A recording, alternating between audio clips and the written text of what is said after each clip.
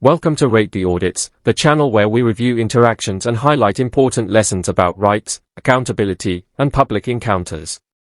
This episode features content from DP Audit. Be sure to check out the link below, subscribe to his channel, and give him the recognition he deserves. In this episode, Auditor DP documents a police stop as officers approach a group in a particular area. While calmly recording the situation, DP is unexpectedly detained and searched, even though he was not part of the group under initial attention. What follows raises serious questions about procedure, accountability, and the balance between authority and individual rights. Sorry to hear that, bro. Oh. Do that, officer. I was only shaking his hand, man. Chill. You know what I mean? Mate, alright. There's seven of you. I'm not with these. I'm not with these. I'm not with these. You're still being detained. I'm not being detained at all. I'm not with these. No, you're not. Well, you think you're getting my name and stuff? You're absolutely joking, mate. I am not being. I'm not. Why am I detained for? I'm not with these. You're all here. You see me walk in there, so don't try that crap with me, mate. You're being detained. No, I'm not being detained. All right, sound cool. Yeah, cool. You're being detained. Cool. Make a fool of yourself. Go on. Go ahead. But it's not a very good idea, is it? I've walked in and followed you. I've got a body camera. What do you think I'm doing? Right. Don't make a mistake, officer. No. You're being detained. Cool. So you're detained. Are you going to handcuff me? I dare you to handcuff me, because that'll be what you call a civil claim, mate. So be careful what you do. At this moment in time, brilliant. This moment in time, you're going on YouTube. This guy's an idiot. Cool. Under Section 23 cool. for the Misuse of Drugs Act. Right. Brilliant. Sit there. Stay there. You're a clown. The officer's decision to detain and handcuff the auditor appeared premature and questionable. Rather than carefully assessing who was actually involved in the incident, the auditor was grouped with others nearby, despite repeatedly stating that he was an independent observer documenting with a body camera. That fact alone should have prompted more careful consideration. Furthermore, the use of Section 23 of the Misuse of Drugs Act requires specific and articulable grounds for suspicion. In this case, no clear justification was provided to suggest that the auditor was in possession of a controlled substance. He was not behaving evasively, was openly recording, and made his role clear. Yet, no credible explanation was cited before handcuffs were applied and a search was carried out. Who took my phone? Fool. Absolute fool. What's your shoulder number and your name and where you're stationed? You on my phone? No. Officer, can you identify yourself, please? So you're not going to identify yourself? Oh yeah, guys, has any of these told you that they're also filming either? Bet they haven't, have they? No. No, you know you're meant to tell them that you are filming straight away, officer? No. Well, yes you are. It's in your policy. What are you lying for? No. Look at this, guys. I'm in handcuffs by this fool here. Absolute idiot. I come in to record these. That's what I do. I'm an auditor. I've got a YouTube channel. And he's just gone and done this. Don't put your hands on me, officer.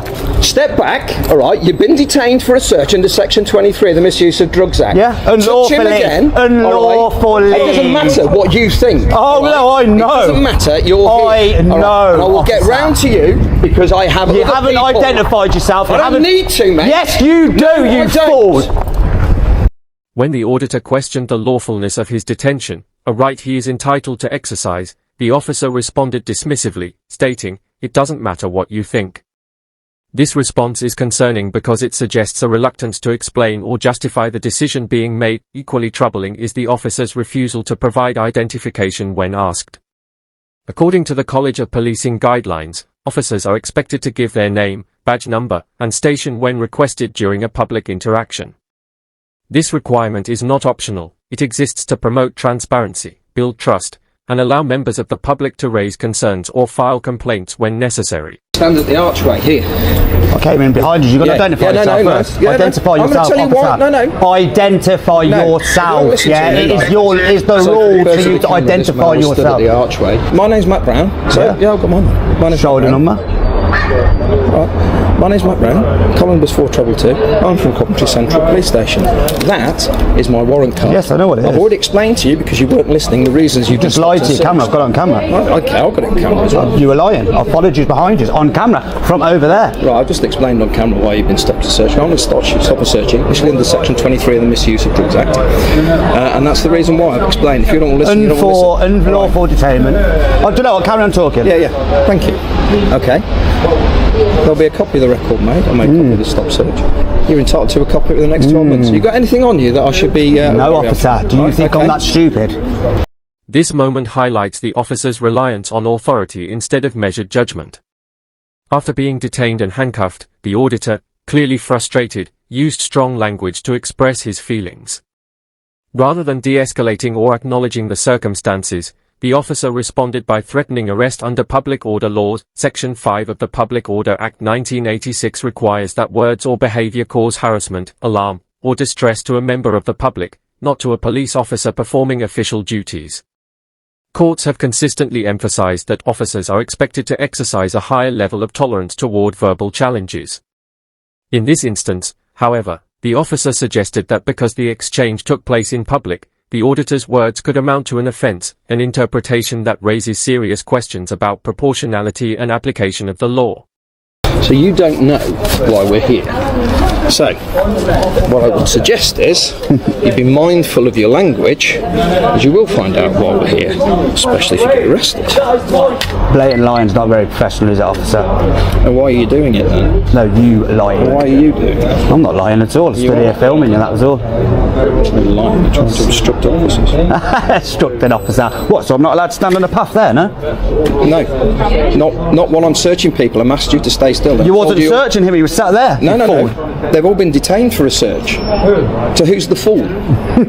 Who's the fool? Don't worry, you're going to hear from a solicitor. Count how many people you're there are. You're getting a civil claim against you, mate. Count how many police there are.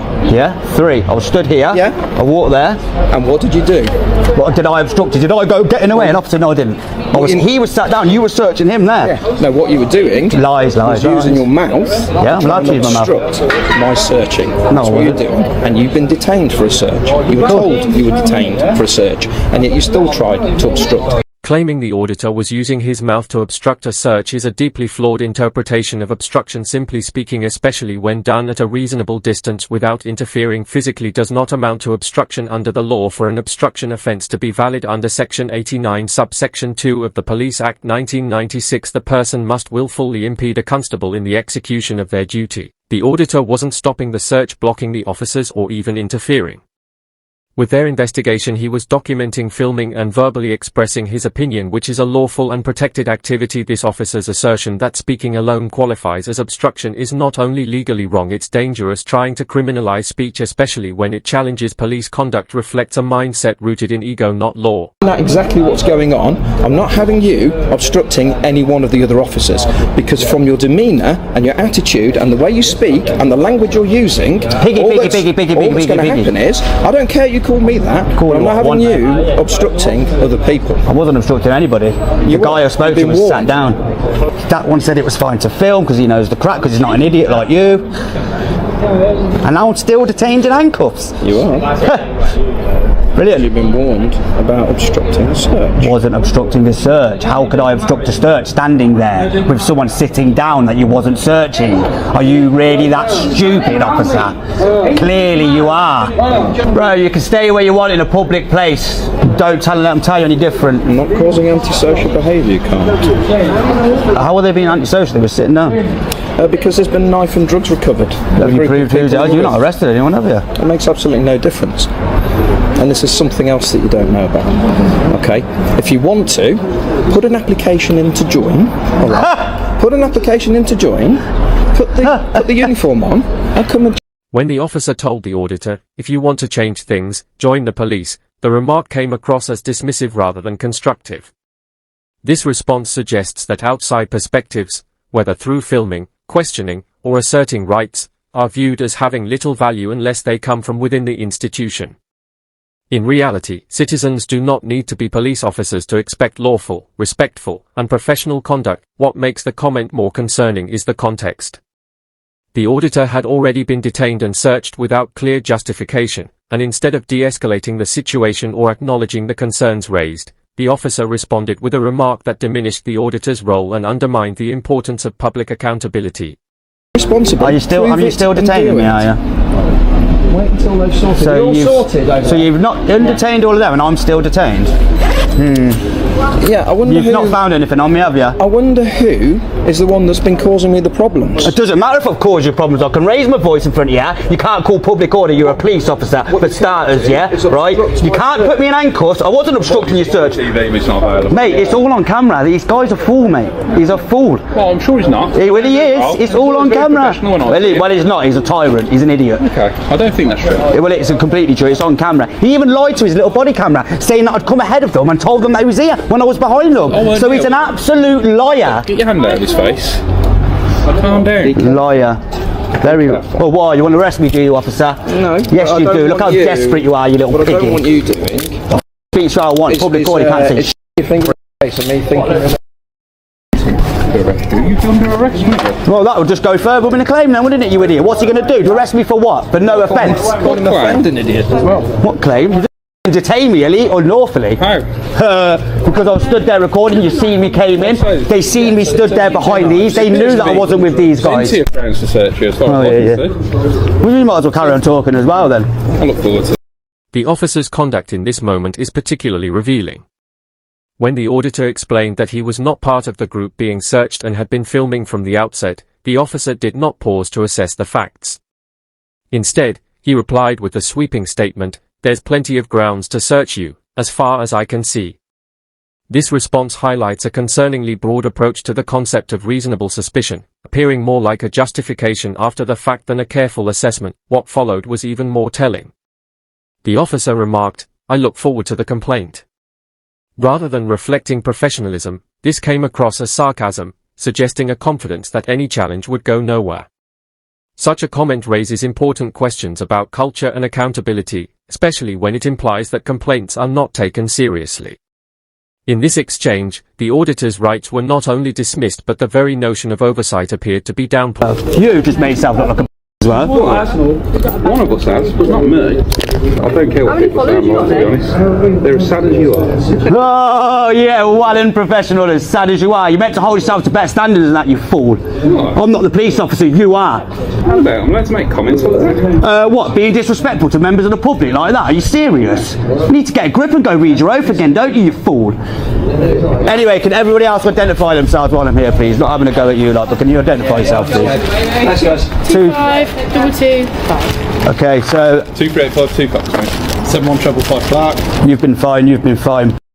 The officer's dismissive remark, saying he doesn't care what people say online and calling viewers, "as sad as you are," exposed his true attitude toward accountability, and throughout the encounter that mindset was clear as the auditor, who was separate from the group being stopped, was detained and handcuffed without solid grounds despite openly filming from the start. Officers leaned on vague claims, including the idea that he was obstructing with his mouth, refused to provide identification when asked, and even threatened arrest over language despite knowing public order laws do not apply in that way, with the most telling moment being the statement, "If you want to change things, put on the uniform," a line that reflects the belief that only those within the force deserve a voice when in reality police are public servants answerable to the people. And this episode didn't just reveal questionable stop and search tactics but broader concerns about training, culture, and transparency. So if you found this coverage valuable, don't forget to like, comment, and subscribe, and be sure to support DP Audits, linked in the description. Thanks for watching. This was Rate the Audits, and I'll see you in the next one.